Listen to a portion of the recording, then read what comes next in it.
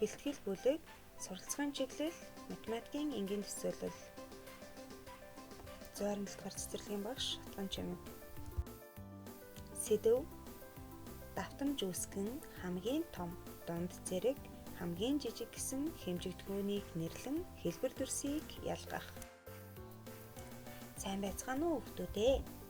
Өнөөдөр нэгэн баяртай үйл явдал болох гэж байна. Юу вэ гэвэл болдоо туяа хоёрын төрсөн өдөр өнөөдөр тохиож байгаа юм. Энэ өдөр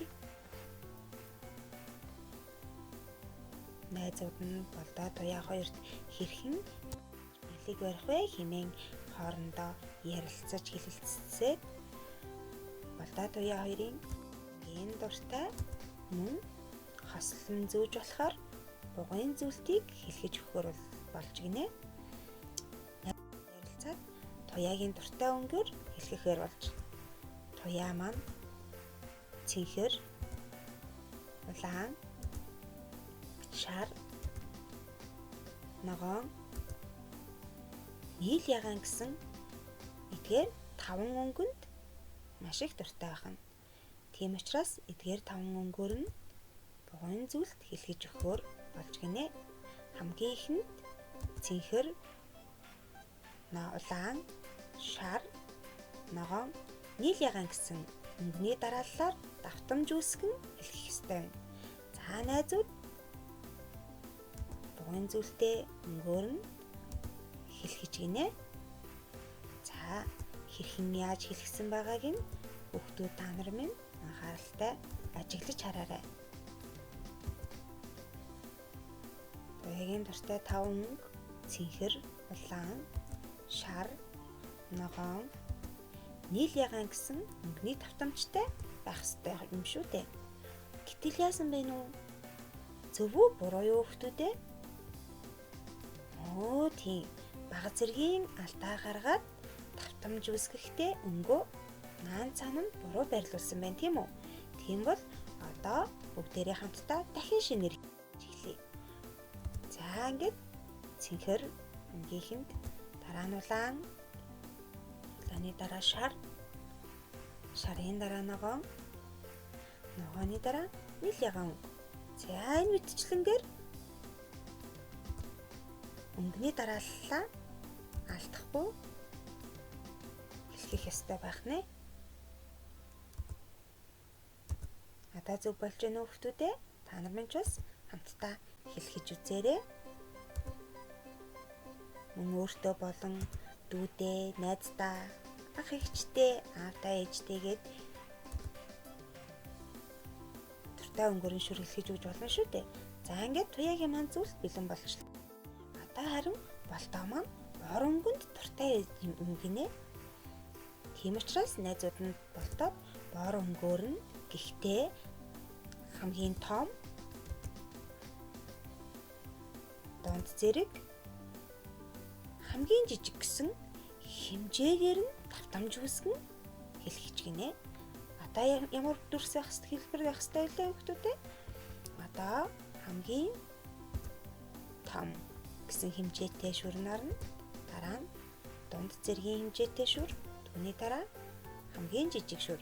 Ингээд хамгийн том, дунд зэрэг, хамгийн жижиг, хамгийн том, дунд зэрэг, хамгийн жижиг. За ингээд болдоогийн бэлэн боллоо. Үүний дараа болдоогийн зүйлс бэлэн болж, туяагийн зүйлч бэлэн болж, найзууд нь тэр хоёрт гарын зүйлтэй бэлгэлж гин. Болдоо туяа хоёр бөөн баяр инээд хүртээ найзуудтайгаа тэр өдрийг маш жаргалтайгаар өнгөрөөж гин. Гэтэл галтгоонд бас нэгэн сонирхолтой үйл явдал болж байх юм гин. Юу болж байгаа юм бол тэр болдоо туяа хоёрын дүүд ээж нь галтгооны өрөөнд хоол хийж өгөх зураа тэр хоёр дүрсээ давтаж байна. Тавг нь дугуй дүрстэй. Тийм шүү дээ. Үүнтэй адилхан танаа гэрт бас том, жижиг, дугуй дүрстэй юу байгаа вэ? Тэрийг бас олоорой. За дараа нь тий сэндвичийн хажуурахтай талах ямар дүрстэй вэ нөхдүүд ээ?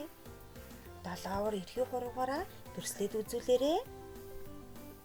Гурван өнцөгтэй, гурван талтай гурвалжин дүрс байх нэ. За гэтэл том ах нь хичээлээсээ хүрээд ирлээ. Хийсэн хичээлээ дүүдээ үзүүлэхгээ ширээн дээр тавьтал ээж нь хөөх миний охин хүүгийн дэвтэр ямар дүрстэй байна вэ гэж зааж өгч байна. Ямар байсан бэ хүүхдүүд ээ? Зүйтэй. Энэ бол дөрвөн тал нь дөрвөлээ тэнцүү, дөрвөлжин дүрс ах нэ. Гараараа үзүүлээрэй. Дөрвөн тал нь тэнцүү хэмжээтэй дөрвөлжин дүрс ах нь. За тэгтэл өөр энэ гэрт юу бэ? Ямар хэмжээтэй, юутай адилхан дүрс, ямар дүрстэй адилхан эцэцүүлс байна вэ гэж ээж нь дүүтэй хамт хайлаа. Гараараа хэмжээд үзээрэй. Энэ юу байсан бэ?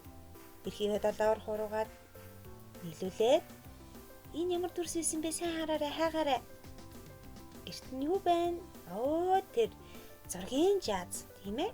Гэр бүлийн зураг хийсэн зургийн жааз нь хоёр тал нь тэнцүү, тэгш өнцөгт дүрс байх нэ. Хоёр тал нь тэнцүү хэмжээтэй, тэгш өнцөгт дөрвөлжин дүрс байх нэ хүүхдүүдээ. За энэ мэдчилэнгээр та бүхэн маань ч гэсэн гэртээ байгаа эд зүйлийг ямар дүрстэй адилхан эд зүйлс байна вэ гэдгээр нь ялгаж ангилж тогтолж болно. Баярлалаа хүүхдүүдээ. Баярлалаа.